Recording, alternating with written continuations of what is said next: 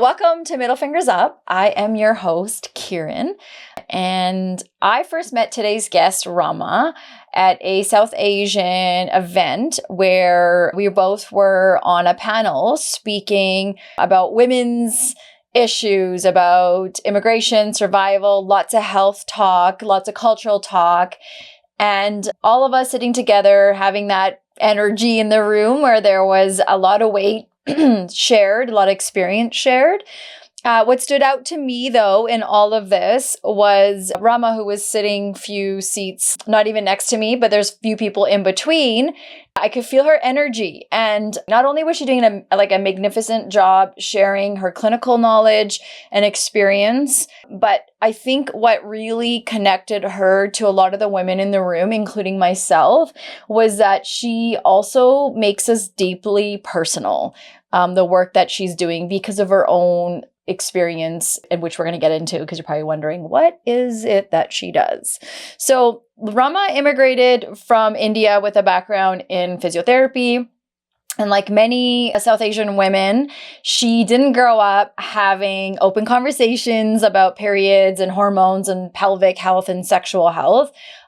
Just like most of us, a lot of what was taught or not taught was to push through, normalize pain, and not to ask a whole lot of questions. So you kind of start to fill it in. And when we were growing up, we didn't have TikTok. We didn't have the internet in the same way that many people today can fill those gaps with.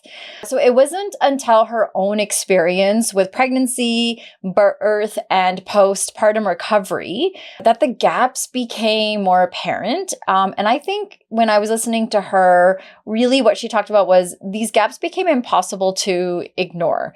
So the gaps in education, the gaps in medical care, the gaps in between what women are told, quote unquote, is normal, and in comparison to what we actually live with when it comes to our bodies and our health.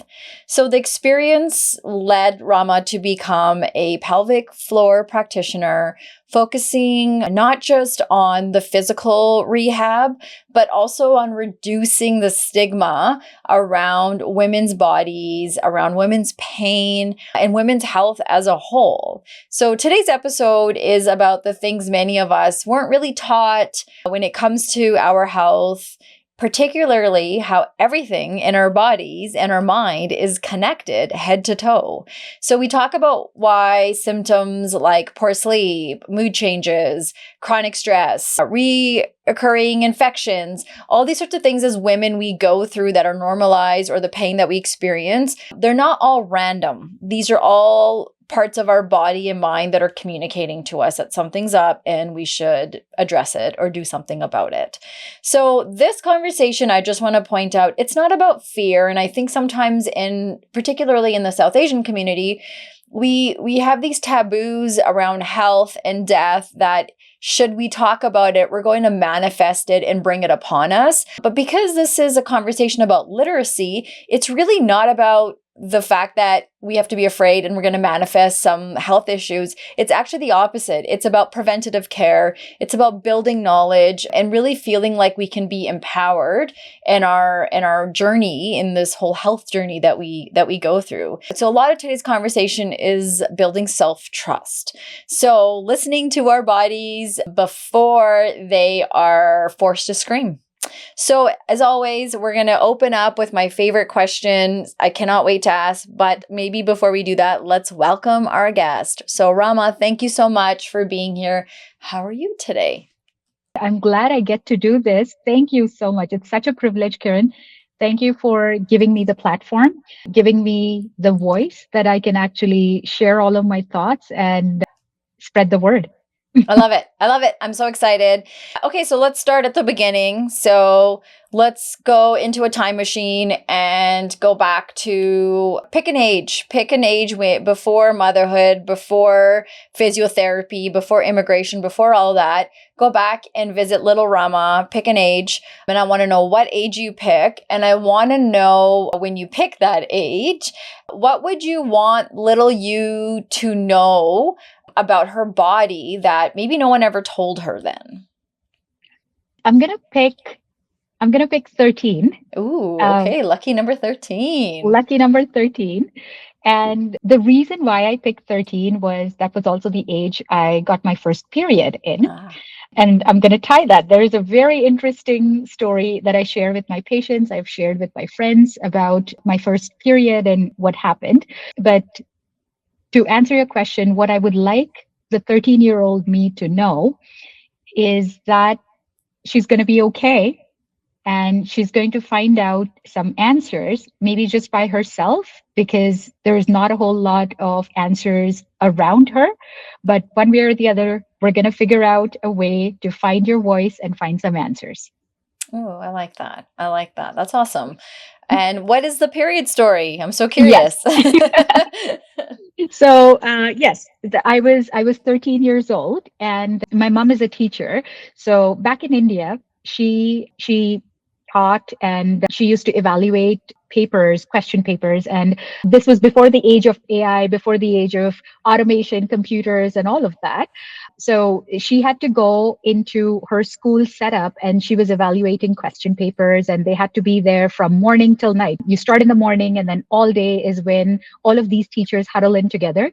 So this was during exam time, where she had these assignments where she would be 3 days in, 4 days in, where from day to night she was just stuck at school. And me and my grandma were home, and I knew that this was a routine. This was the usual exam period routine.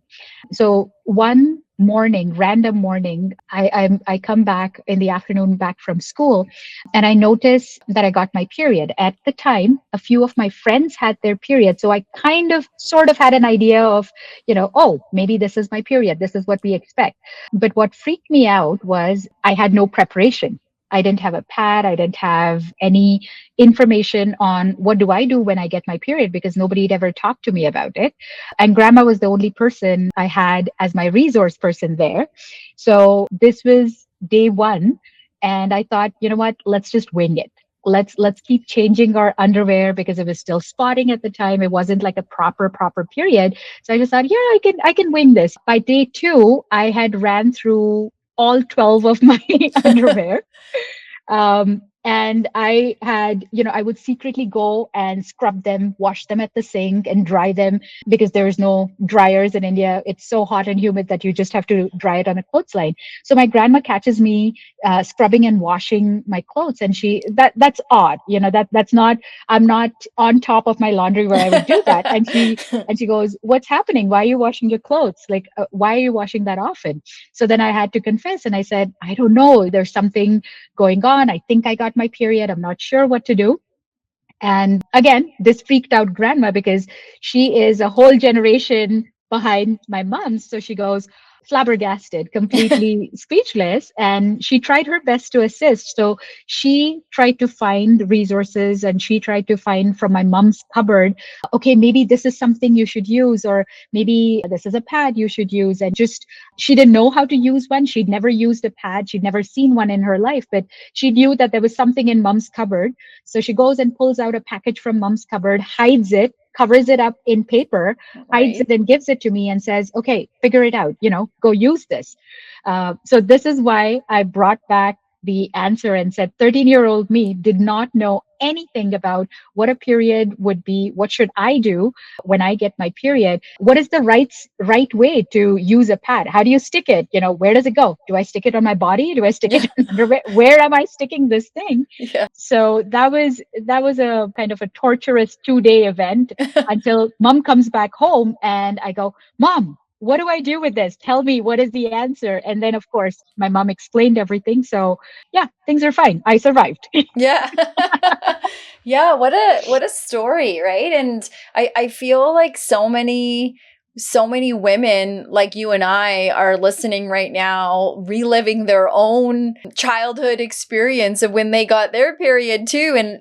There's always an interesting story that I think has like a lot of messages and a lot of things communicated without communicating, and lots of ways that we're internalizing what this new beginning, this journey of having our period is going to be. So I'm curious, like for you, what do you believe was quote unquote normal that you know now really wasn't?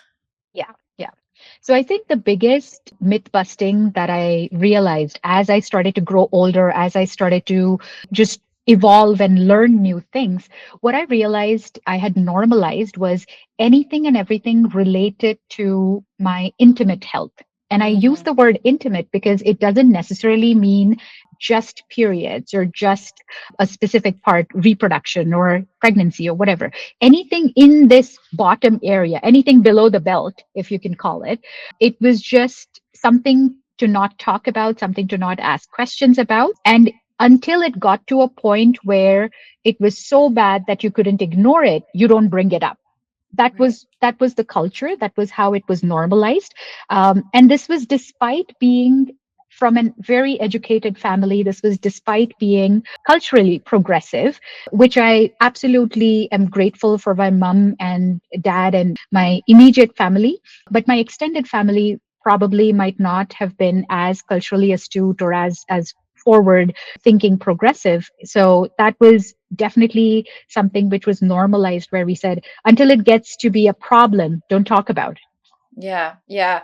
And I think it's interesting. So many of us grew up in so many different contexts, whether it was in a culturally progressive home, highly educated, not poor, rich, whatever in between. I think somehow all of that matters not the more I look Yes. back, because I think the society had decided what kind of education you were going to get, whether you were living in the Western world or living in India. Of course, some differences because of resources and things we have access to, but the messages were literally the same. Like Yes. here, there would be, first of all, very rarely would you see like a pad commercial, and many of us grew up only being allowed to wear pads. And so you'd see tampon commercials and all these things where it's like you can do everything, right? And so then you think, "Oh, okay, so my pain tolerance must be so low because I'm in so much pain." And so all these different messages that we kept receiving, I think, were bottom line, just normalize it, suck it up, or as you said, when it gets really bad, then obviously you go to the hospital, but apart from that, you're fine. And so if we were going to flip that, though, flip the switch, like what in the work you do today, like what do we hope is the message that parents, mothers and fathers, and maybe even fathers more so than mothers. But what do you think is a message that you hope we're giving our children? I only have boys. I don't have a daughter. So I have a responsibility to teach them too, even though I'm not teaching them how to wear a pad. But there's lots of context I have to also responsibly provide. So what do you hope is the way that we are teaching our kids today? I think the biggest advantage that we have in this day and age is access to information. We are absolutely spoiled for information Yeah. everywhere, sometimes to the extent of bordering into misinformation, where we have to sift through and be careful that we're picking the right pieces of information. But generally, on a broad base, I think we've got great access to information. So that brings us an added responsibility that if we have access to that information, it becomes our onus as parents to impart that piece of knowledge or that piece of information to our next generation, to our kids. And one thing that I would love for parents to see now, or to see parents do now, is if they can practice radical acceptance while teaching kindness and empathy.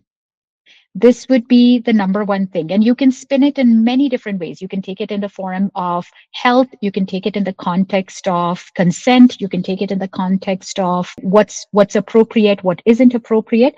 I use the word radical acceptance because our society, especially South Asian society, is so heavily ridden with norms of what should and shouldn't be done.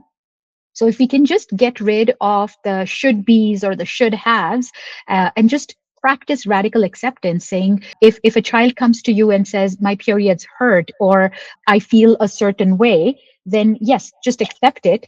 Take their word for it and then move on to the next step on what it should be and where should you seek help or information from. That would be my number one hope and ask, is first find yourself the information and then impart that information with radical acceptance. Yeah, I like that because I think if we go into the next little bit of our conversation, some of this is growing up with silence. And the way I look at it is like then and now. And when we talk about growing up with silence or normalizing, or don't really go there and talk about it. And I think a lot of us would say probably the most amount of education we got was about vaginal hygiene. So Yeah. cleanliness. And I think there's a lot to be said about that. But I think it's sometimes, maybe it's just me, but it's like easy to think that this is like a cultural or generational thing, or something like our parents didn't know how to handle, which all can be true. But I Right. think to me lately, what's been striking is how much of that silence is still being reinforced today, not just at home, but like through the system. So systemically. So Yeah. here in Alberta, where we are, health and sexual health education has been changed by our government. And so now it's an opt-in. So before, we just always, sometimes parents didn't even realize it till their kid came home and told them all this information. Oh, that it was the week or the time to, be in gym class and learn about health. Yes.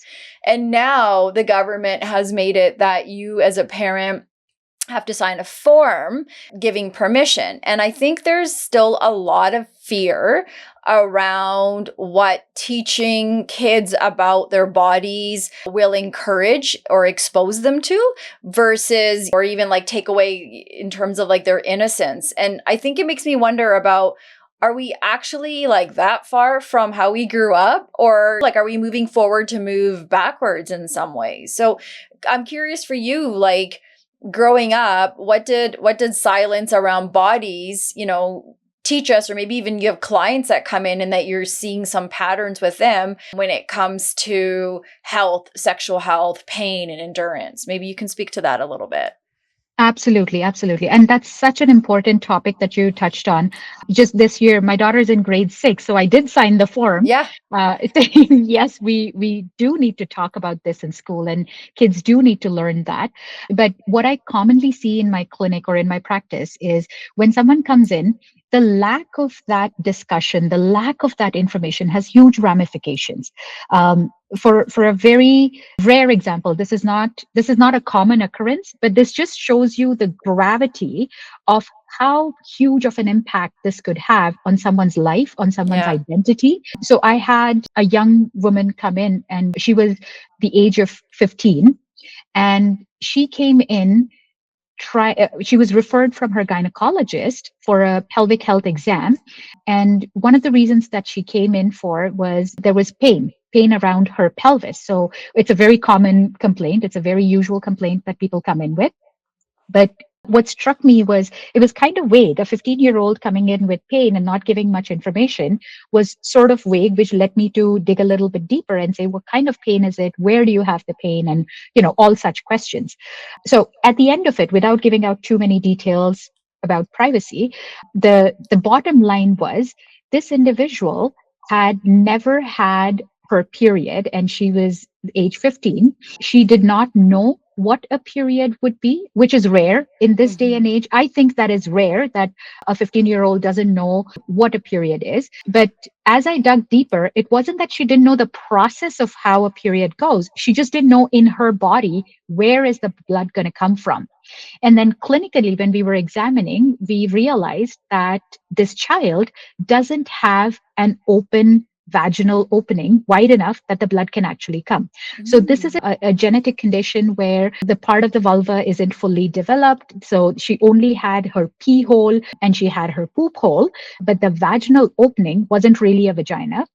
And so ends up being that this individual did not have a uterus, and therefore she probably would never have her period because anatomically the part that gives her the period was missing. But also the fact that we had to sit down with a mirror and explain, this is your pee hole, this is your period hole, this is where it would have been, and this is where poop comes from. Because Yeah. up until age 15, unfortunately, she's never had that experience. And then that brings me back to all of the doctor's appointments, all of the physical exams that she's been in. What kind of conversations were they? And if this was a condition, how did the parents navigate that? All of these were questions that came to mind. And that was the day when I made a mental note. And this was a number of years ago. My daughter was still, I think, 3.5, 4 years old at the time. So I made a mental note because I have a daughter. I said, okay, from the time she's old enough to understand words and body parts, I'm going to start naming body parts. I'm going to start bringing this into conversation. So it's not a one-day event where we get our kids to sit down and say, okay, we're going to talk about periods. We're going to talk about birds and bees and Yeah. reproduction and stuff like that. It's an ongoing conversation. It is as common as saying you've got this hairstyle, and if you're going to change up your hairstyle, okay, what does this hair look like? What does that hair look like? Or if you're changing up your clothes, what would seasonal appropriate clothes look like? It's a very nonchalant conversation. That's how it should be, because these types of nonchalant conversations would give the kids the confidence that, oh, if something feels odd or if it feels different, I can go back to my caregiver, I can go back to my safe space and ask them, why doesn't this feel like everything that my friends say would feel normal? So well said. And I absolutely love that you brought up this education starts as young as possible. And even if we are having kids, like as the caregivers preparing while we're pregnant and then post birth, like how are we having these conversations? How do we normalize what's actually meant to be normalized, such as diaper change? And we're still having conversations today about the bar so low sometimes for men, and we're like, oh, this is so great, the father changes his daughter's diaper, and it's like we got to raise the bar a little bit higher than that, because these are babies. And if we're having men and women and non-binary and everyone in between changing a little penis diaper, then why are we congratulating someone for changing a little vagina diaper? And in Right? some of our cultures and language, we don't even have a name for vagina. It's Yes. considered to be something so dirty and terrible, yet it's at the same time you get to this age and now it's sacred because this is where babies come from. So it's all this stuff in between, like you said. And you're right, it's not overnight, but it does start with us as the adults getting comfortable and not giving weird names like wees and peewees, like Yes. giving full on real names, because we're building to the developmental stage that they're in. And like sexual health and health in school isn't the only place that they should get that education. But I think for a lot of us, it's where it sometimes starts. I think sometimes Yeah. parents may not understand the ages and stages of where their child is at. And when they come home from school and they're like, oh, you're doing grade 4 math division. Okay, you're ready for that now. It goes the same with sexual health. And so sometimes Yes. when they come home saying, hey, I learned about consent, and it's like, oh, right, okay. And I Yes. think we could be working together with the educational system, but everything is so divided. And so I think it's saddening, because we are teaching kids again to not understand what safety is for their body. Mhm. And even this young person that you talked about, I mean, I think, how disheartening would it be for a 15-year-old who has so much awareness, who's closer to adulthood than childhood, and to imagine like the lack of confidence and the insecurity and all that of not knowing Yes. what's happening. And then as you're learning at 15, now that's like also a grieving process she has to go through as well. So Certainly. Yeah. it's a lot. It's a lot of stuff that we avoid. And so I'm curious for you, like, what do you think as adults, like, what are people actually afraid will happen if children understand their bodies?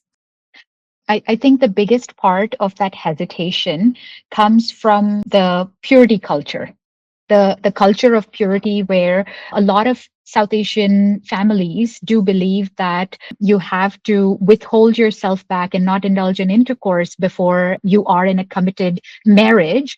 And a lot of that, I think the purity culture decides what is good and what is bad. That's the lens that people are looking at it from. And if they give the kids access to that information, I believe the understanding is they give them permission. I think they're confusing access to information as permission. It's probably as silly as saying, if you teach your child about drugs and how what are the harmful effects of drugs on your body, it almost, if you run the parallel, it's like saying, just because you tell your kid or teach your kid the effects of what drug abuse could do on your body, you're giving them permission that yes, you can go ahead and try drugs. It doesn't work that way. Yeah. Yeah. In fact, Yeah. it does the opposite. The more you talk about it, the more you reason it out, the better informed they are, the more confidence you're building in the children. Because Yeah. these young individuals, they are looking at us for some sort of regulation. Their frontal lobes, their brains aren't evolved enough to understand the difference between inhibition and control and regulation. So if they're looking at us with that lens of, okay, guide me, which direction should I go from, should I go to? And if we withhold that information, if we're gatekeeping that information, it only drives more curiosity. And when kids are driven by curiosity, they access information in any which way possible. And sometimes that might not be the right avenues to access that Yeah. information, which leads to more harm than good. Totally. Pornography is not the place where you learn about sexual health. That's not the place where you see body parts or you learn about body image. Yet, so many of our individuals who are in this young bracket, young generation bracket, that is their access to information because nobody in their adult circle has had the confidence to have these discussions with them. It's like sometimes as caregivers, you think you're protecting, but really, I encourage that, is it protection or is it how you're addressing your own discomfort and how maybe you were taught by generations before, or your own beliefs? Sometimes religion comes Yeah. in hand here and it becomes the thing that gets in the way about learning about body and sexuality and autonomy. And I think it's really important to push that a bit and challenge it, because at the end of the day, it's about having less sexual violence. It's Yes. it's about having more safety in the room when you have young genders. And it's not just a sex consent. It's all these sorts of things, like I remember when my boys were little, just like little kids do, they push the boundary. And if you remember, maybe when your daughter was little, it's like, please, can I have this? Please, please, Yes. please, please. And then sometimes, depending on how tired of a parent you are, you might give in and you might say, fine. And I think that is such a simple example of, if we do that over and over between a child and a parent, we are teaching them that you can push the envelope and you can keep prying and prying. And think you might want to protect your kids from the sex stuff, but that is also where they're learning, like everyday Yes. interactions. That right there is like, oh, I don't need consent. I just got to keep, pushing, Yeah. pushing and pushing, and someone will agree to buy me that thing or give me that thing or Yeah. send me a nude or wherever you want to take it. So I think sometimes we think, by eliminating some of that body talk, we're okay, but it's showing up in everyday innocent conversation. And so we might Yes. as well do the full rounded teaching, as you're saying, or have people around you that maybe you feel more comfortable, like your younger sister or your younger sibling, or a Sure. relative, that Yeah. you're like, hey, I feel really comfortable with you talking to my kid about this because I'm not there. But whatever it is, at the end of the day, we have to push for it, because it shows up for us, as we're in our 40s, and So sometimes I think even we get embarrassed to go to the doctor to be able to say, hey, I'm having this interesting vaginal discharge, Yeah. and many of us have been taught that that means you're dirty, and Right. just you're not washing good enough. And so I think when your pH balance is off, there's again your body's communicating something. And so all these sorts of things are connected, and I think as the adults, it's our job to sort of be curious, as you said, that radical acceptance of this Yeah. is occurring, whether Yes. I agree with it or not, it's happening. So how can I best prepare myself to address it? Anything you want to add Certainly. about that before we move to the next piece here?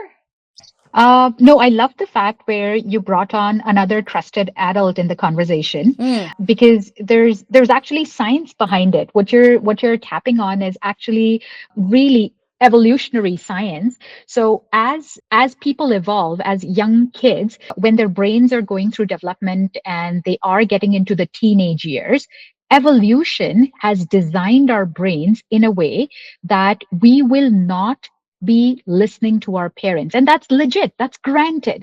That is what evolution has designed us to do, because back in the caveman days, young people needed to go away from the herd, they needed to go away from the group so they can form their own little tribe or own little group, and they can hunt and gather, and they can propagate. So this is how our brains are evolutionarily designed.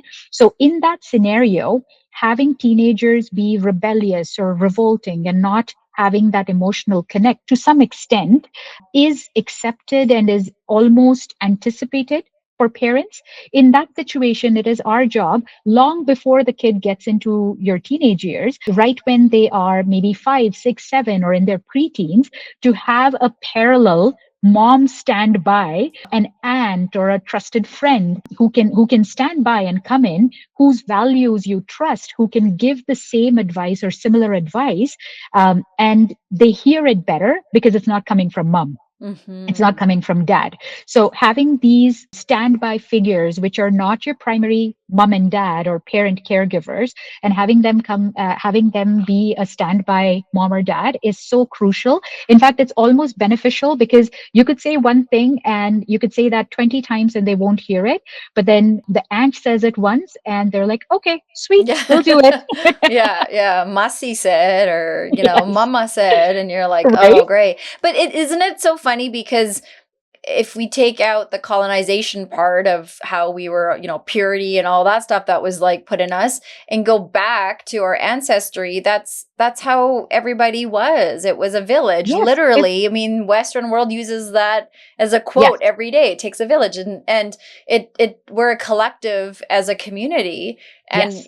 it takes the burden off as well. You think of the teamwork mentality at work. Everybody is doing their part Yeah. to deliver outcomes, and it's your child's health is the outcome. So Yes. I agree with you. I think that's lovely if we have people in our circle that we truly trust. Now I think sometimes it's hard because many of us have experiences or know people who've had experiences where they have been sexually assaulted by Yes. family members. And so I think these experiences then make people kind of turn the other way and say, I have to protect my kid.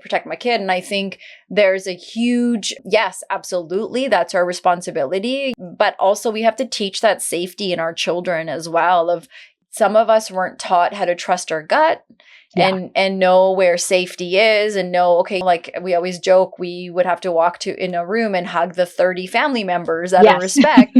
And not all those family members were safe people. Yeah. And we knew, but we didn't want to get in trouble for it. And so I think these are the things that we can take and sort of edit out and say, okay, that means then I have to like help my kid understand how to trust their gut Yes. and build their own self-confidence around, these are safe people, these are not safe people, or at least communicating, I didn't feel safe. But at the end of the day, it's building that community around their growth and their adolescence. So that's well said. For I like sure. that. For sure. So, we talked a little bit about periods and hormones. I just want to kind of go back there a little bit because I Yeah. think you probably see this a lot, but this normalization of pain. Yes. And the thing that always come to my mind is, if you ever put a new group of women that just met in a room together, 9 to 10 times they're going to leave knowing each other's birth stories if they've had babies. And it's like this bonding experience that women go through. But what I noticed happens is, like, you get a lot of credit with the amount of pain you endured, and then those that maybe didn't have a 60-hour labor feel like, oh well, You my had it pain easy. yeah, totally, right? And people Yeah. will say that to you. People who don't have kids will say that to you. It's a weird thing. Yeah. And I think as women, then post birth, and I remember this with me, you go to the doctor and I'm like, well, I birthed 2 kids naturally, no meds. So I think I'm just being a baby. And I remember one doctor being like, please don't ever compare your pain. Like, delivering Right? a baby, you're gaining something in the end. And most times you have the capacity to some degree get through that, whether it's with meds or not. This is your kidney stones, like 2 very different Yeah. things. So please be honest when you tell me on a scale of 1 to 10 where the pain's at. And I always think about that, because I think we go through these painful experiences in life, and then we think we have to compare our tolerance levels. Oh, I'm a wuss, I can't handle it, or whatnot. So that's where we kind of silence some of that. And I think it shows up in the hormone period. Just endure, just do it. It's the cramps, you got to go to work, pain meds, birth control, all these kinds of things. So I just want to talk to you a little bit about, like, how do you know, and maybe how do you educate women when something is discomfort versus a red flag? So, like, sometimes we don't recognize it and it is at a red flag status because we're like, oh, just deal with it, just deal with it. And again, like we said at the beginning, we're trying to do preventative care. We're trying to take care of ourselves without having the most amount of medical resources. If I can address this pain in the quickest, best kind of way versus having gone through all this pain and now I have to get surgery or whatever it is. So just curious, like, how do you educate and talk to your clients about discomfort and pain, and where in that do you normalize it? Absolutely. I I said a love the lot. fact that you brought this up because there's so much to explore here. But I'm going to start off with a little bit of a nerdy statistic. And this just paints the picture Okay. of how grave the situation is and what is the extent of how much we've normalized. As women, how much have we just tolerated silently?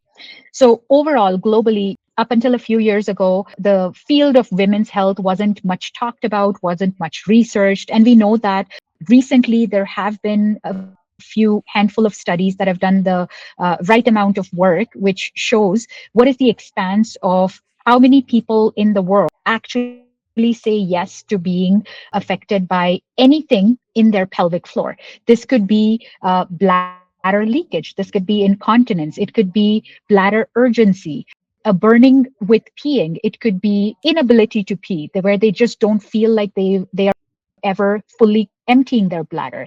It could be period related, painful period, excruciatingly painful period, PCOS, endometriosis. It could be pain with intercourse, having even the slightest bit of discomfort with intercourse to excruciating pain where someone bleeds after every time they have sex. So it's a whole range, it's a whole variety of things that women have endured, and the silence around it is appalling. So if we take global statistics, when a list of these symptoms were given to individuals, 60% of women said that, yep, we have this. And this is just 60% of those who agreed to be brave enough and courageous enough that they would actually report it. This is not truly 60% of the global population. 60% of those people who actually found the voice, found the courage to say, yes, I am affected by this situation. Uh, Out of those 60%, they asked how many actually went to their doctor and how many actually sought help. And it was only 17, 1 7. 17% spoke to their primary care physician about it. So that it itself tells us the huge gap of how much of a mismatch there is. There's this huge population that says, yes, I do have these symptoms, but I'm not going to talk to my doctor about it because, oh, it's not that bad. It's not bad enough, or it's not severe enough. So I start with this number, I start with this statistic, because another tagline when it comes to pelvic health dysfunction is 1 out of 4 women is going to be affected by it. So if it's a room full of women, every fourth person that you meet will have some sort of pelvic floor dysfunction at some point in their lives. And this doesn't mean they have a disease. This doesn't mean that they have something wrong with their bodies. They are going to be affected by these symptoms to some extent. Yet, it's not 25% of the global population that's seeking care. We'd be far more busy if that was the problem. Mhm. That's not what the situation is. So now that we understand how much of an impact there is, it shines a light on how many of these symptoms are underreported, how many of these symptoms are normalized. Because rather than doctors dismissing it, doctors normalizing it, which is again an issue in itself, we can talk about that at a later time. But rather than anyone else dismissing it, a lot of these women are underreporting it because they're self dismissing. Nobody else says that you don't have a problem. It's the person themselves, it's the individual themselves saying that, oh, I'll talk to the doctor when it's that bad or when it's this bad. So whenever I give them an analysis, I say, don't wait for discomfort. By the time you feel discomfort, it's bad enough. You don't have to wait for pain to show up. So it's not a scale of whether it's just discomfort or whether it's a red flag, 10 out of 10, 20 out of 10 pain. The moment it dwells into discomfort where something feels off, that's it. That's your cue to reach out. That's your cue to voice it and say, I have this symptom. I don't know why it's happening. How serious is it? And start the conversation right then before it becomes into something which is a red flag that needs extreme attention.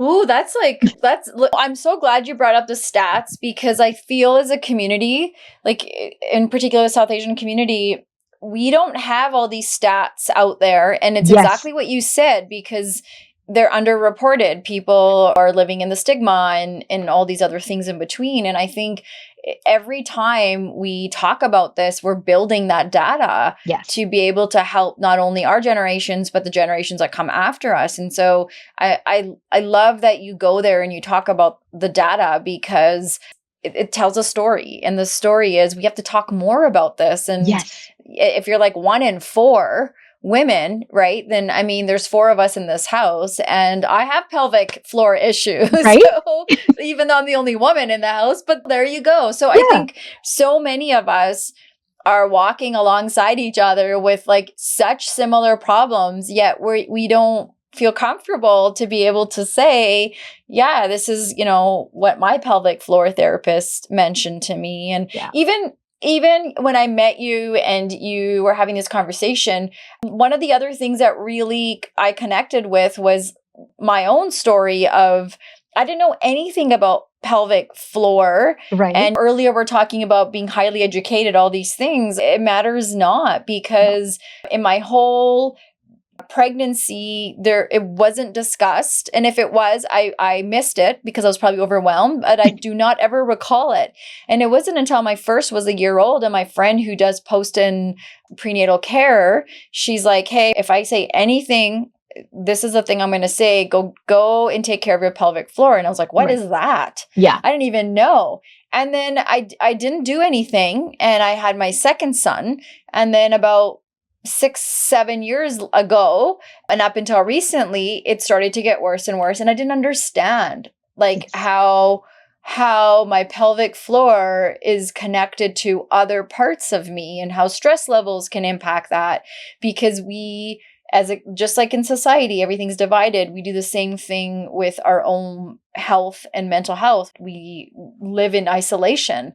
If I'm feeling low, I'm not connecting it to a part of my body. Yes. If part of my stomach's not doing well, I'm not connecting it to my stress. And so you made a really, really good point when we were doing the consult, which was, you wanted to make sure we took time to talk about this head to toe, like how everything is connected. And so I'm wondering if we can spend some time on that and what you'd like to share with us. For sure, for sure. Absolutely. In fact, it goes, I would say it kind of goes based on timelines and then head to toe, because even in the same individual, it's connected. Our entire body is connected. Our nervous system, our circulation, our sleep, digestion, hormonal balance, all of that intricately is connected. And how our muscles behave, how our ligaments behave, they speak to each other. And this is where we have to understand that these are systems that overlap versus work in isolation. It's like a well-oiled machine where all of these little circuits, they click into each other. And if one thing starts to not function as efficiently, then it's going to have an effect on other systems in the body. Just as an example, let's just say for a women in midlife, you and I, we are in our midlife.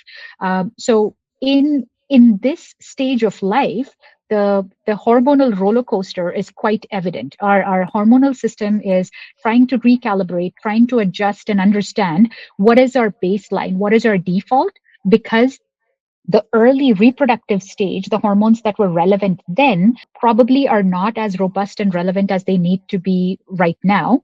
And we're not at that stage where our hormonal reserves have all extinguished. So you're not postmenopausal. You're not at that point where your estrogen has completely depleted. So when we are in this in between roller coaster, a lot of new things start to come up. A lot of weird symptoms show up all of a sudden. Sleep disturbances where you just don't feel like you can fall asleep easily, or even if you do fall asleep easily, you wake up multiple times a night. If you wake up multiple times a night, you're probably thinking, oh, I'm awake, might as well go to the bathroom. So you end up going to the bathroom to pee, and that sets up a cycle, that sets up a habitual cycle. Now your bladder is retrained and it's used to waking up at 2 a.m., 3 a.m., going to the bathroom. And every night, 2 a.m., you go to the bathroom. Every morning at 5 a.m., you're waking up again, going to the bathroom. So all of a sudden, now the bladder is operating at a lower capacity because it's just trained itself to not stretch as much as it used to. So it translates that into your daytime peeing. And now you're seeing that, oh, why am I peeing so frequently during the day?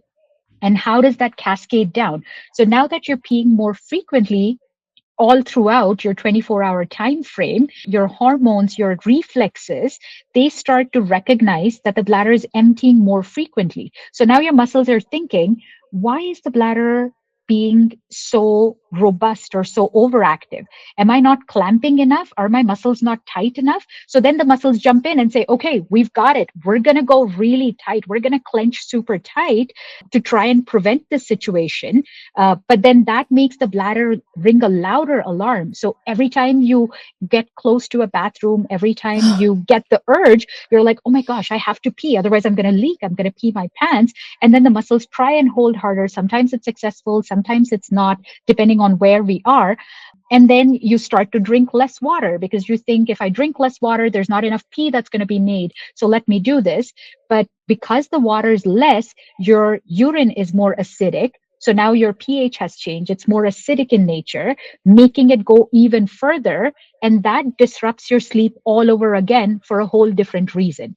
So now we've come a full circle. It was the sleep that started the bladder retraining, which led to certain habits, certain overactive situations. And then because of the overactivity in the bladder, because of the acidity, because of the compensation that we thought we were doing a good job at, we've now retrained our bladder to work even more hardcore than what it needs to.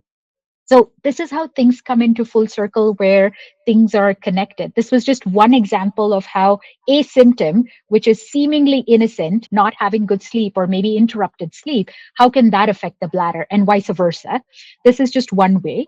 But then when I was talking about timelines or lifespan, this is where I speak and talk individuals through all of their life stages, all the way from puberty to menopause and beyond, because at every age and stage, your body is going to react differently. Your systems are going to interact differently, which then results in differences in how these symptoms reproduce. So your period symptoms when you were in your puberty, reproductive years, they're going to feel different. When you're in perimenopause, when you're fluctuating, that's going to feel different. And then postmenopause, it's going to feel different. So just understanding the whole scope of what age and stage you're at and how these body systems interact with each other is just so much more important. Oh man, like I'm listening to this and I'm like, do you have cameras up in my house? Like, but then that's also telling that, like what I'm experiencing isn't always going to be unique. It's Yeah. going to be very, like you said, in the stage that I am, which again, so many other women Yes. are experiencing so many similarities, which then is there is something to do about this. Yeah. There is a place to go and talk about this and gain some relief. And I think we don't have to do this in isolation. And I think the way you describe that, I know like all the women listening today are going to be going through exactly what I was in my head. Like, holy crap. And we didn't even talk about why are we not sleeping? Because Yeah. that could be a mental health thing. That could Yeah. be a stress thing. And so the body and the mind are so connected. And here we are trying to maybe isolate and deal with one thing, but there's all these other things going on. So I mean, tell me more. This is just, I could just like literally for once in my life not talk. I don't think I need to. No, this is fabulous because, and I think even if we take a symptom, for example, so let's just take bladder leakage as a symptom because that's the most common one that people report when we ask them about pelvic disorders. The bladder leakage is the number one thing that comes to mind. That is the most reported amongst all of them. So even if we take that one symptom at different ages and stages, it means something else. For example, bladder leakage in a kid, a child who is beyond the age of potty training. So somebody who's supposedly expected to have good bladder control. So let's say ages 5 and up, right? Between 5 and 11, if a child has bladder leakage or bedwetting, and this is independent of their gender, it could be male, female, any gender. It doesn't really, gender has no bearing on bladder control. So when that population has lack of control or some sort of a dysfunction in control, it could be because they're constipated. It could be because they don't have the ability to recognize where these muscles are and how to function. It could be because they are really anxious. As children, they are very anxious, and it's the anxiety that's making them clench their muscles so hard that they just haven't learned how to relax the muscle to allow the pee to flow.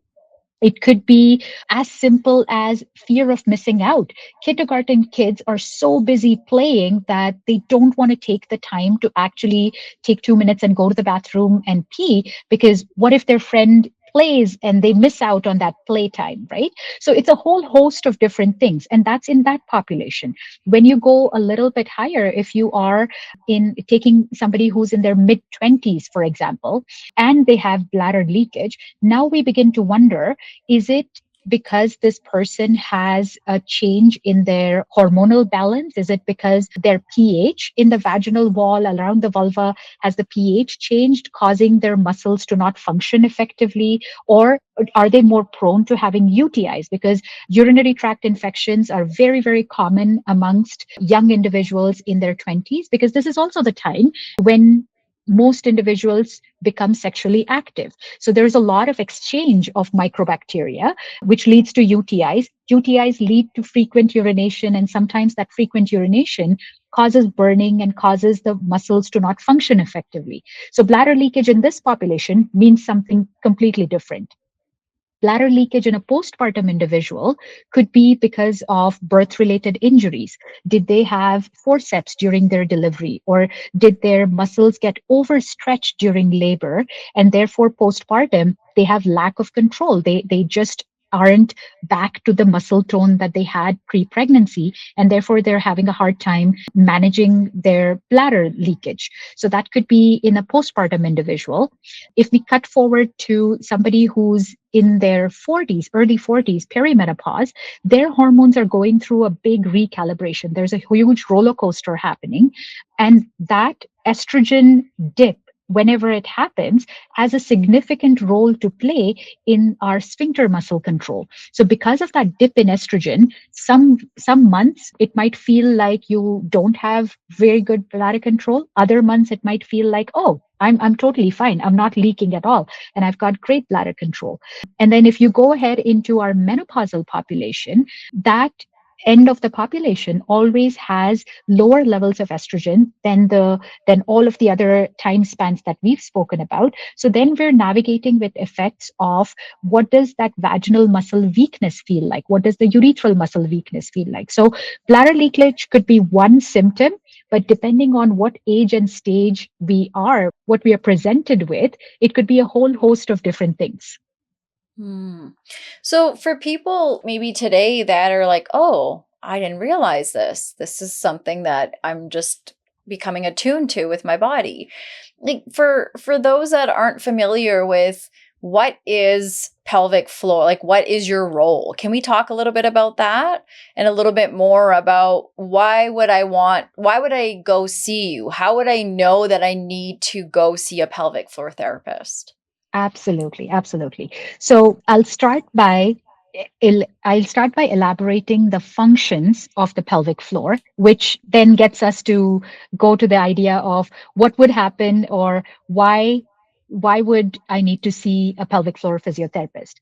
So the main function of the pelvic floor is to support our pelvic organs. We've got our organs, which is the bladder, the vagina, and the uterus, and our rectum. These are the main organs that the pelvic floor supports. It's like a hammock. Imagine it being like a trampoline or a hammock.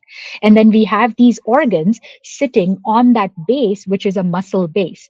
So whenever it's in a happy position, whenever it's efficiently working, the trampoline stretches under the weight and compresses when it doesn't need to. So it has to undergo a good lengthening and compression as the situation demands. That's the hallmark of a healthy pelvic floor. It supports these organs, it compresses and lengthens when it should, when it's asked to. Those would be the main tasks of the pelvic floor. Another task is to act like a sump pump. So all of the blood circulation from our legs, from our extremities, getting the blood back to the heart and refueling it and kind of circulating it back into the rest of our body. It needs a little bit of a sump pump kind of an effect where it pumps it back up to the heart and does that. So if it's not doing an efficient job of pumping it back up, then we run into something called pelvic congestion, or we run into pelvic heaviness and those kinds of scenarios. And sexual and reproductive function is the most obvious one that a lot of people are aware of. And control, sphincter control. So Mhm. having bladder leakage stopping, or making sure that we only allow bowel movements to happen when we want them to happen and doesn't happen involuntarily. These are sphincter muscles, which are supposed to act like little clasps. So these are the five main functions of what the pelvic floor does. And if any of these go off kilter, if you're not feeling right in any of these, for example, if the support system isn't working, that means if you feel heavy in your pelvis, or if there's any pressure in the pelvis where you have a sensation of almost a tampon slipping out or something heavy in between your legs in the vagina, filling up in the vulva, then that is a good reason to go see a pelvic physiotherapist. If there is any sense of lack of control, that could be a sense of urgency with the bladder or bowel movement, not just bladder. Bladder is the common one that we talk about, but people do encounter the same situation with their bowels as well. So having difficulty with bowel movements, either inability to control it and having that sense of urgency, or on the flip side, the other extreme is having too much of tightness where you're now having difficulty with emptying and unable to empty your bladder or unable to empty your bowel the way it's supposed to. So, constipation or IBS type situation would also come under the realm of pelvic health. Anything with reproduction, anything related to the vaginal tract, this includes periods. So, having pain with periods or having discomfort in and around periods, is a good reason to see a pelvic physio. Pain with intercourse is a big one, because pain with intercourse flies under the radar all the time. And that is what is normalized most commonly, especially in the South Asian population. So I want to say no amount of pain is okay when it comes to intercourse. There should be zero pain, absolutely zero pain. If it's even 1%, it's grounds for a consult. It definitely asks for a consult so you can learn why is that 1% painful. So those would be the main reasons why someone should go see a pelvic physio. So, I just want to maybe even clarify for people that are joining us today, like, why are we having this conversation? Why would we on our platform here think that talking about pelvic floor health is a good topic? I'm sure people are wondering that. So how would you answer that? I think because of how common it is, because it's so common. When you start, I would encourage every one of your listeners to just have a conversation with their friend or somebody they trust and ask them, do they have any of these issues or on any of these topics that we've talked about? Have they even heard about these topics, or do they even know anybody who has ever experienced these symptoms? And the answer would be surprising. Because these symptoms are so common, it is absolutely important to talk about it. And what's more important is all of these symptoms are underreported. Therefore, they are underdiagnosed. And if we don't report it, if we are not diagnosing it, if we are not discussing it or seeking treatment, we remain underreporting this.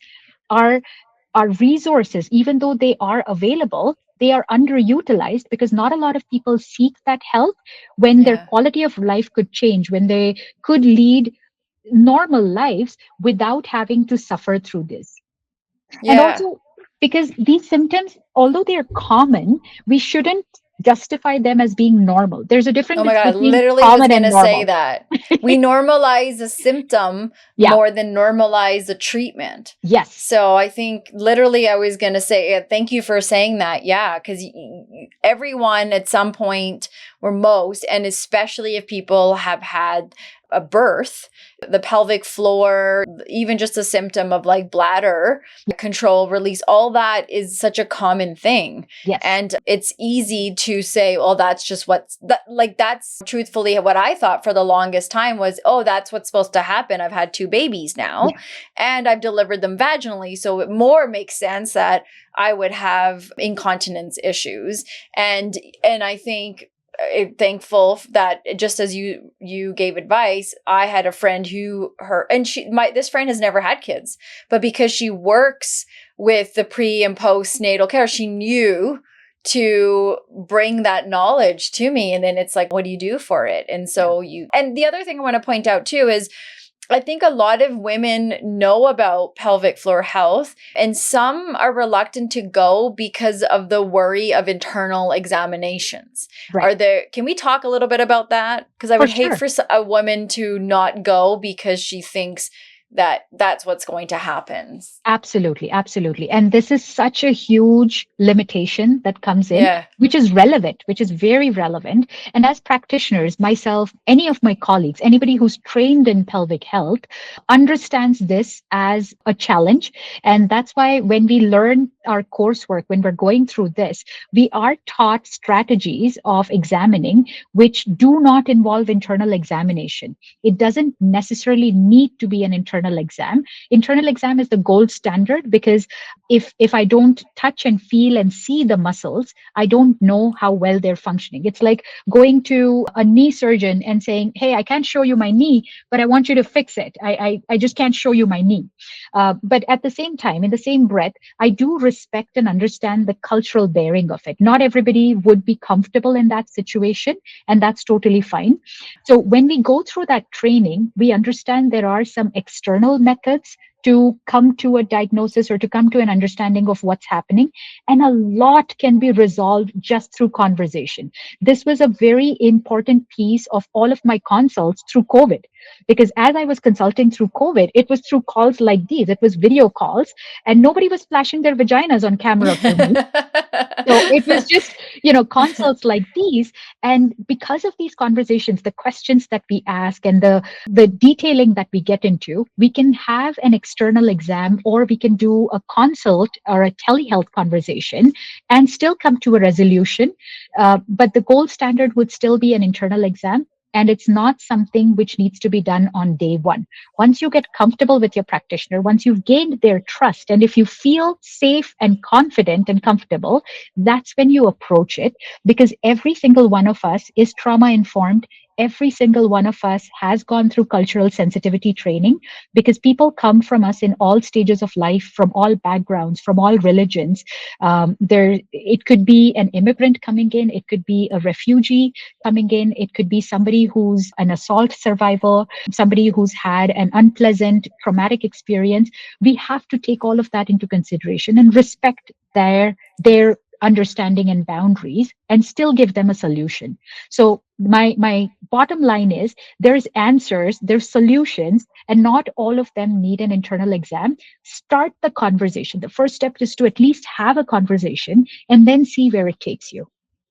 Now, do most people, and I'm only speaking for Canada in particular, and I know we have listeners like that are outside of here, do we here need a referral from our doctor, or can we book, like, could somebody contact you or another clinic and book themselves in?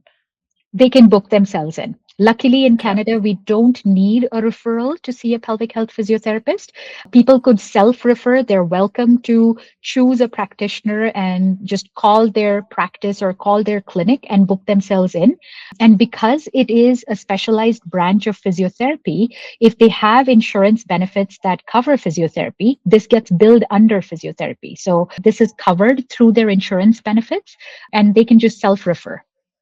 So what happens if your body is sending signs and signals that you should go see a pelvic floor therapist, but you don't tune in, or you avoid, or you don't go? Like, what can happen eventually? So these are the situations which we then see end up in a more dire setting, like probably getting into the ER, or, being in a situation which might not resolve just by conservative exercise physiotherapy management. Physiotherapy is the gold standard when it comes to pelvic floor disorders. It has grade 1A evidence, which is the highest form of evidence in any treatment modality that we can find. But that intervention has a timeline. It has to be in a timely manner. If people ignore the symptoms, unfortunately, these symptoms are not of the nature that they get better over time, although that has been our impression. A lot of people believe that, oh, let's just see what happens, and we'll see 6 months down the road or a year down the road if it's that bad. Unfortunately, no, these symptoms don't resolve if they're not intervened, and we might risk them getting worse. And the treatment for a much worse situation might not just be physiotherapy. It might involve lots of other things, like perhaps a surgery needed, or maybe something else down the road. Is there a link to other health issues when the pelvic floor is not treated? Is there other risks that can occur outside of what you've already talked about today, in terms of, like, I know you talked about incontinence and all these other things. Is there other risk issues that could occur?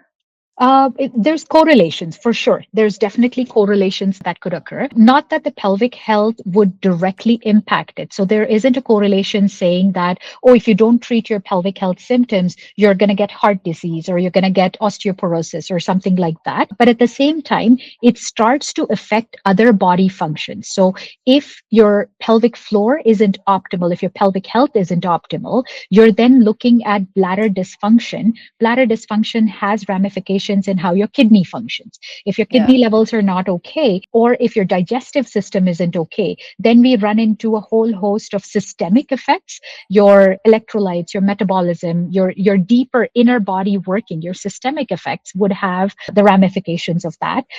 But it's hard to just pinpoint and say that A leads to B leads to C. It might not be a direct correlation to cause these things, but as a side effect, as a secondary effect, yes, one thing does lead to another because everything's connected.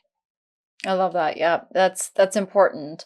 And maybe we can just talk a little bit about like I think a lot of this conversation today has been about breaking cycles and old taboos. Are there any other myths that you often bust when you have patients that come and see you where people are like, oh, I thought this was going to happen instead, or I didn't want to treat my pelvic floor because I heard this thing happens? Like, are there common things that we tend to make up and diagnose ourselves with or treat ourselves with and think that's okay? Oh, for sure, for sure. There's tons, but I'll pick a few. Um, the most common one that I notice, or the first myth that I usually bust, is normalizing their symptom. When exactly like we talked earlier, whenever somebody comes in with bladder leakage, if it's been a few decades that they've been experiencing the bladder leakage, the common thing that they say is, "Oh, it was really good up until 2 weeks ago, and then I started to notice that the symptom started coming back." And I said, "When did it start?" "Oh, it started 20 years ago when I first had my kids, but it's only 2 weeks old that the symptoms started to get back." So I kind of gently correct them and say, your symptoms didn't start 2 weeks ago. They started 20 years ago, but you've just lived with it. You've dealt with it because it wasn't severe enough. It wasn't affecting your day to day enough for you to draw attention. Now it's affecting it enough that you don't want to step outside the house without wearing a pad or a liner, and that's why you've come to me. So that's the number one myth, is normalizing something and saying it's not bad enough to go see a physio just yet. That's going to be the first one. The second part is about pain. When we talk about intercourse, this is my pet peeve, because anytime I ask questions in and around intercourse, the first answer that I get is to the question that I ask is, how much pain do you have during intercourse, or do you have any pain with intercourse? The answer often is, yeah, just the usual amount. and Oh, and I wow. say, what Yeah. is the usual amount? According to me, the usual amount is none. There should be no pain. And oftentimes they go, no, just a little bit, the usual, that we have a tolerable amount of pain. And then I have to counsel them and say, no, no amount is tolerable. Pain is not in this conversation. We shouldn't have pain and intercourse in the same sentence. That's So huge. those are the two most common ones. And then if we take a cultural swing at things, the third myth is, oh, it's always been like that. My mom said that she had babies and she had these symptoms, or she had the symptom of a prolapse, and she's lived with it until she was 85, and then she got her prolapse surgery done. So it's not bad enough that I'm going to need surgery, so I'm just going to wait until I'm 85 and then get surgery. Oh man, oh man. Oof. Can't So imagine that surgery at that time in my life. right? Absolutely. So these are very, very common conversations, and sometimes there's no fault in how Yeah. people present. It's just because they don't know, because it's been so normalized. It's just, yeah, it's obvious for them to believe this way because there is no other way that they would know. Yeah, and I think it's conversations like these where we're trying to unnormalize the thing that we've decided is the okay, and we have to raise that bar for women's health, Yeah. and particularly the BIPOC women, because we do Yeah. often in medical spaces in the Western world get left behind. We're not included in research, Yes. and so sometimes we're an anomaly. And I think sometimes that means that we have to learn how to advocate. So maybe you have some advice. Should we be in a medical space and we feel, how do we know and how do we advocate for ourselves and our health? Yes, absolutely, absolutely. And I'm glad that you brought BIPOC women and BIPOC individuals in this conversation, because those stats that I quoted, those were not including BIPOC. Those are white Caucasian women stats. So when I was searching, and this is a constant thing, even to this day, right before our podcast, I ran a quick search to see, is there an update? Was there a new paper that was published that I'm not aware of that actually studies the South Asian population? And unfortunately, no, there hasn't been a paper yet that has effectively and comprehensively studied how is the impact in South Asians on their pelvic floor disorders. There hasn't been a study yet, at least that I know of. I'd be very happy if somebody comes back and says, yes, this is the study that came out. Yeah, I'd be yeah, all over it to learn about it. But as of today, there haven't been studies because women are underreporting this, because people don't ask these questions. And it goes both ways, where doctors are also educated, and now there's a lot more awareness where they are supposed to be asking questions if our patients coming in don't volunteer that information. yeah. And as individuals, the onus is on us. The advocacy rights, the right to make noise and to be heard until we find our answer, is an onus that we need to put on ourselves. We have to make the noise. We have to be the squeaky wheel that gets the answers, because otherwise these things won't get addressed. These questions won't get answered, and we need better answers. Yeah, and I think sometimes even having someone with you in a medical space can help build that confidence in the moment to advocate, or if it's a language barrier, young Right. people going with their parents or family members. Because I think when you're in there by yourself, and I'm born and raised here, and I can say how many times I have been treated poorly in a medical space, and I know it's because of my color, and things have been assumed about me. I mean, even just when I was told this story before, when I went to give birth to my first son, everything happened. I didn't have a long birth story. I was one of those quick stories. Yes. And I remember right after, the medical team very openly shared how when they saw me, they did the whole thing where you put your finger to the nose and then not it, because they assume that I was like every South Asian woman that comes in, Yeah. and they think it's painful being the resources in the birthing space because of all these sorts of things that they talked Yeah. about when we give birth. Yeah. And their way of telling me that was to compliment me and say, but not you, you did good, you were different. And so years later you think about it and you're like, oh, this is interesting. And I think that was one of many times where many of us of color have been in an emergency room or in a doctor's office, and we're overlooked, we're Yeah. questioned, we're told no, Yes. as you had mentioned early on, in not accepting no. Like we have to, that whole radical acceptance, our medical professionals sometimes Yeah. have to help us. But one thing you said that really sat well with me, and I actually shared this with my sister on the phone the other day, and I really loved how you said this, because I was talking to you during the consult and I said, sometimes we just do the same old because of loyalty. And that might be that it's the proximity. So my doctor's office is so close to me, or I've been going to this doctor for many, many years, and it's a relationship. Maybe it's not the best and I don't want to leave this doctor.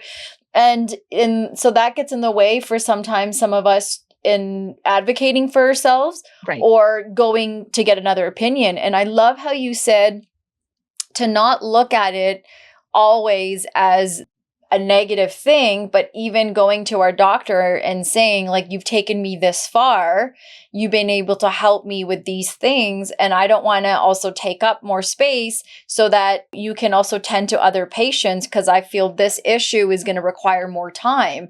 And so please help me with the referral, or I'm going to deal with this part of my health issue with this specialist or a women's Certainly. health doctor, or all those things. And it was such a, just so you know, it was so well said, and it really stuck with me, because I was like, oh, that's such a kind way to say it, because I don't want to get in a fight with my doctor. And I Yes. think a lot of people don't want to. Right. And you said like a lot of times these family doctors only are given so much time too. So we Yes. get mad at them as well. But they only get to do one or two things per visit. They can only be as thorough as possible. Yeah. And we can also be responsible on our end too, and say, actually, I'm going to go to this women's health clinic or this naturopath or whoever Yes. to help me with this thing. And I think that was a really good message that a lot of us need for validation, because we just put up with it sometimes and think, well, my doctor would tell me at least, or Yeah. it's not that bad, or whatever else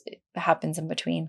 Certainly, certainly. No, I thank you for reminding this, because I think that's a conversation I have on the daily with so many individuals, because whenever they come, there's a handful of them that come to me as a referral, and there's others who just make an appointment and they would walk in. So every time they come in as a referral, one of the things that comes up in the conversation is that, oh, my family doctor is great. I'm not saying that they're Yeah. not doing their job. I love my family doctor. They're really great.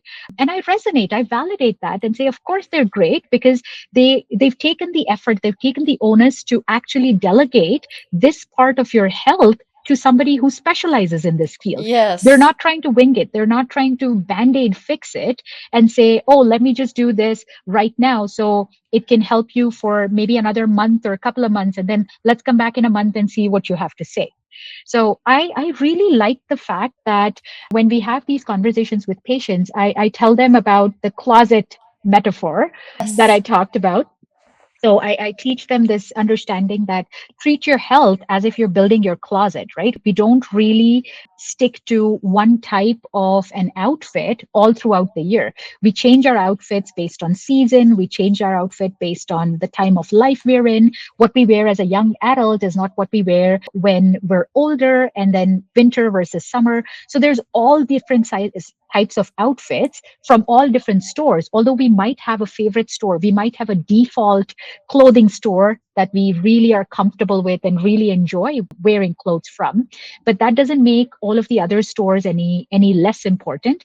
Based on the occasion, we pick out our clothes. So if it's a fancier occasion, we've got the fancier outfit. If it's a workout occasion, then you've got your workout clothes. If you're just a casual evening, then you've got your casual clothes. Exactly like that. Treat your health team based on their expertise. You have your family physician for everyday aches and pains, the general, the flu and the cold and cough and things that needs a central program manager planning hub. So all of your reports come to your family doctor. They manage your entire lifespan of health. But when it comes to something that needs a little bit more nuanced, a little bit more specialty, then if it's a knee surgery, they would refer you to a knee surgeon. They wouldn't do the knee surgery themselves, although they might know exactly how to do the knee surgery, but that's not their expertise. That's not who they're going to send you to. So very similar to that, if there is a gynecologist, if there is a pelvic health specialist that they want to send you to, those are valuable referrals, and that doesn't make them any less important, or that doesn't make you a traitor for seeking a second or third opinion, because these are just people in your health team. These are tools in your toolbox or outfits in your closet that you're Yeah. curating together. Yeah, that's very well said when it's put that way. It's definitely helpful. I remember you saying it's like the seasons of Yeah, your health. And it's like, that's so true. What you need as an annual physical checkup is going to be different than maybe this one little thing over here, which is your pelvic floor that yeah, needs a little extra special care. right. So Rama, we talked about silence. We talked about myths. We talked about the in-betweens. We talked about, starting young and teaching our children early so they build confidence as they get older and they feel comfortable advocating in a doctor's office or know, oh, this is my pelvic floor that needs tending to. Is there anything that from the consult that you wish I had brought up today or asked, or you want to go back and add to? No, I think you covered a whole lot. This is much more than what I would have imagined. So Oh, thank you for touching that base happens. on all of those topics. Those are intricately woven together. So I'm glad that you brought all of these all in one frame that we can have open, honest conversations about. Yeah, and I appreciate you too because you have like wealth of knowledge. You have a lot of empathy in your answers too because I think you've been there, you get it, you're a woman and you've seen all sorts of things I would imagine with your patients and at the end of the day, it's like everyone is not the exact same. While we have similar issues, Yeah. we also have genetics. We have all these different ways that we've lived our life and somebody had said two people buy the same car at the same time, you're going to have different issues, Yes. mechanical issues with your car. And I think we have to remember that about ourselves as well. Yeah. So why don't we get your MFU? What is something that you would put your middle fingers up to if I had asked you? I'd love to put my middle finger up to silence and stigma. That is the one thing Mhm. that I am passionately against is, yeah, don't stay silent. This is not something which one should be embarrassed about. It is not a bearing on your character. It's not a bearing on who you are as an individual. Symptoms are symptoms, issues are issues, and these have no bearing on your identity. So silence and stigma have no place in the room. Put your middle finger up to them. Oh, well said. I love that. And if there was one thing, only one thing, let's say are those that are with us in this conversation today left with, what do you really hope that one thing is? The one thing that I want people to leave with is to not accept what is not okay. Just don't accept what's not okay, because the start of anything in life, it could be a health concern, it could be an emotional health concern, a physical health concern. Whenever it comes to health in general, if you know it's not okay, then just don't accept it. Because oftentimes, before it becomes a symptom that's nagging, we know in our bones, we know in our heart that, hey, something's not okay. And it's just us trying to talk ourselves out of it, where we try and rationalize this and say, oh, it's not that bad, or I'll wait and see what happens. It's that window of acceptance which drags on longer than it should. So, the one thing that I want people to leave with is to not accept what is not okay. I love that. Very well said. I'm so grateful that I met you a few months ago. I'm so grateful that when I reached out, you said, yes, I want to do this. I'm so grateful that it happened today.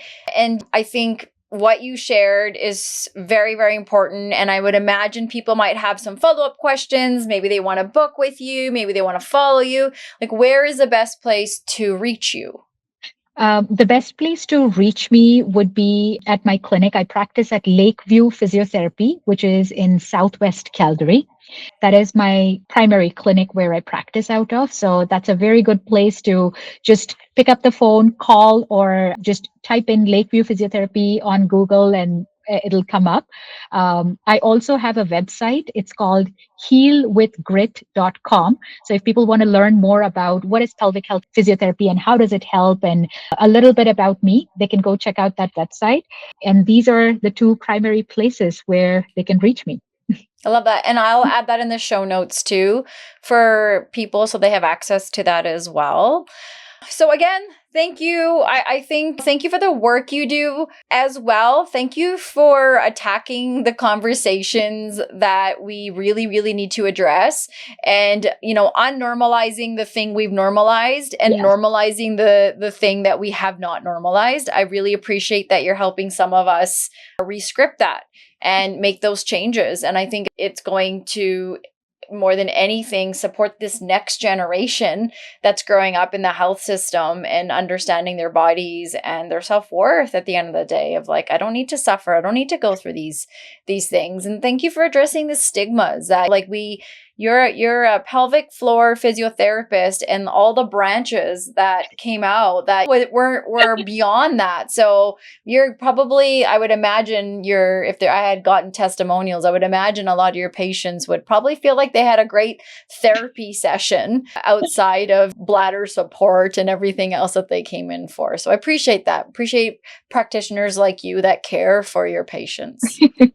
Thank you, Kiran. No, I couldn't be more grateful for the opportunity, for the platform, because these are honest, needed conversations that all of us shy around. So the more we talk about it, the more stigma there is that's broken. It makes it easier. So even if I could influence one person to step out of their comfort zone and to reach out, I think we've accomplished something huge. We've made a difference in their lives. And I just feel grateful that I have the opportunity to do that work every day. That's what gets me out of bed every morning, is just the sheer joy of influencing another person's life, and having a teensy part in making their life a little bit better so they can live with more confidence. That's honestly the joy of my life. I love that. And lastly, I would encourage, because I would imagine we have a lot of women tuning in today. Like, this is a really good topic for our male partners, all the men in the world, because all the men in the world, you are connected to a woman in some shape or form. And there's a lot of revamping the dialogue that you guys have been taught about women and women's health. And we kind of need to do this together. So I really hope this episode will be passed on to men so you guys can tune in and go to the appointments with your partners, whether it's pelvic floor or whatever hormonal health appointment it is. It's just as important as prenatal appointments. So if not more in some ways. So I just really hope that happens, because we got to do some work in that department. And maybe that's another conversation you and I can have at another point. For sure, for sure. Yeah, that opens up a whole different door of things to talk about, for sure. Yeah. Right? That's what we do right before we leave. And as you said, these conversations, thank you for reminding me. I always say they're door openers. Yeah. We're just starting to have them. We don't know all the things. So we need people's feedback. We need, your thoughts. We need to know what activated you in this conversation, because we're collecting data as a community, and these conversations are part of that. So we need everyone's voice in, hey, this was helpful, this wasn't, I want to know more, I want to contribute. Yeah. You know where to find Rama now. You know where to always find me. We're listening. So thank you very much. Thank you.